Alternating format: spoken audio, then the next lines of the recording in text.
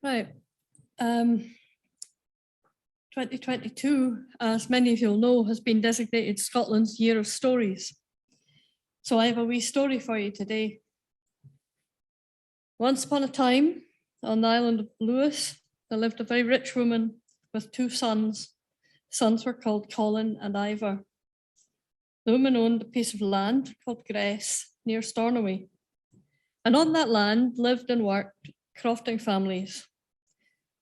The woman found she was growing old and she knew that one day she would die. And when she died, she knew that her land would be passed on to her two sons. She wanted the land divided equally so that neither son had an advantage over the other. So she decided to split the land in half. In order to do that, she gathered all her crofters together and told them to build a great dike right through the centre of the land, which of course is right through the centre of their community. So through the peat, we've heard lots about peat today, they dug two big, long ditches and piled up the peat that they dug from the ditches into a dike in the middle. Here we can see what it looks like today. Crofters were obviously unhappy about dividing up their land, particularly since they had to do this very hard work.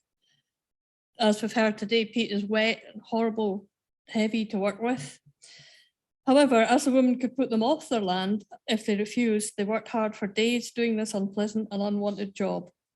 All through the summer rains that nourished the peat bog under the cloudy skies or sunny ones, undeterred by midges and occasional cold Atlantic winds, they worked hard at digging up the wet, sticky, heavy peat and piling it into the centre of the two ditches to form a bank. One day, they were starting to get hungry and look forward to their lunch, and they noticed something odd. The peat hill had gone strangely quiet. The mournful call of the curlew had stopped. The insistent beep, beep, beep, beep of the oyster catcher was silent, and the repeated beep, beep, beep, beep of the lapwing had ceased. The skylark's trilling song faded away, and above their heads, the gulls were heading for the roosting place on the shore.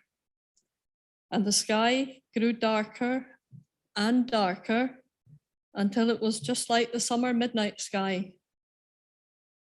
The crofters stopped work and they went to the old woman's house. Pointing up at the darkened sky, they told her that surely God was judging her for interfering with nature and dividing the land. The old woman agreed and told them to stop working on the wall. As they headed home for lunch, the skies brightened and the birds began to call again.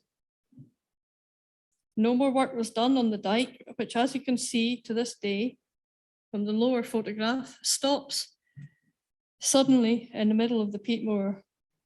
So many of you will have guessed what had happened, that this was a total eclipse of the sun.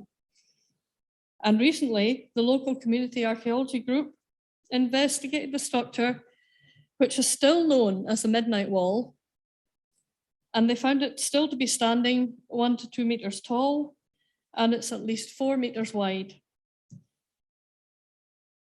The ditches on each side are deep, and that means it's still a significant barrier to crossing the land. Through studying astronomical information on solar eclipses, they came up with two possible dates for the event: the 14th of July, 1748, when there was a total eclipse over the Isle of Lewis, or the 23rd of September, 1699, when there was a near total eclipse. Local historical research points to the second date in 1699 being more likely, as at that time Gress was dominated by McIvors and Morrisons, who commonly called their son Colin. This story is just one example of how people are working hard across Scotland to interpret physical, historical, scientific, photographic, and other data in order to reconstruct the past. Archaeology, as you know, draws on many types of evidence, which requires many different skills, interpretation, analytical, and presentation skills. Discovery and Excavation in Scotland contains many stories like this, from community groups, from individual practitioners, from academics, and from larger professional companies. And they are all united in doing one thing: understanding Scotland's past better. DES summarises their findings to bring you the stories they discover about the recent or very distant past, along with the research methodologies, that is, the stories of how the authors have made their discoveries, whether that's by walkover survey, by evaluation, test pitting, by excavation or desk-based research, or normally a combination of these.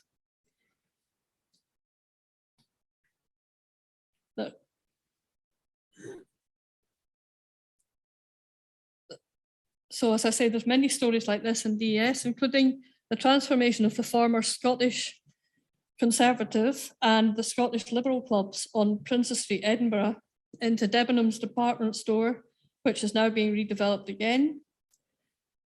This is a stained glass window dedicated to Benjamin Disraeli. And there's news on the recent work done on the Royal Botanical Gardens of Edinburgh glasshouses, on Mason's Mark, which have been revealed in St Macher's Cathedral, just up the road from here. And there's an update from the Ness of Brodgar and from the ongoing excavation at the Scale Farm on Rousey in Orkney. We also have reports from some of the sites we've heard about today, Loch Borgisdale and Tarvis. The stories range from through time, from Mesolithic Deeside, Mesolithic finds on Deeside, through an early Bronze Age cremation urn in Falkirk,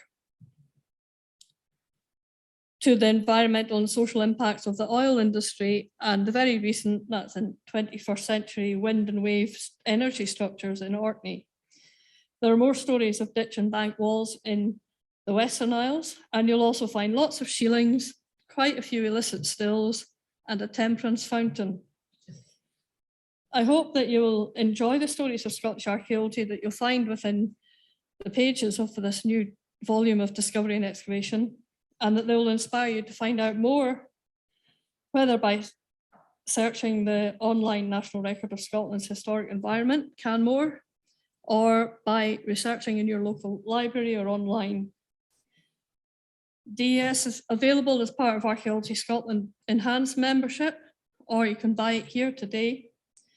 And some of you will have ticked the box on your registration form, and you can pick up, if you're members already, you can pick up your copy from me now at lunchtime. I'd like just to finish by thanking all the contributors to DES, and to thank you all for listening.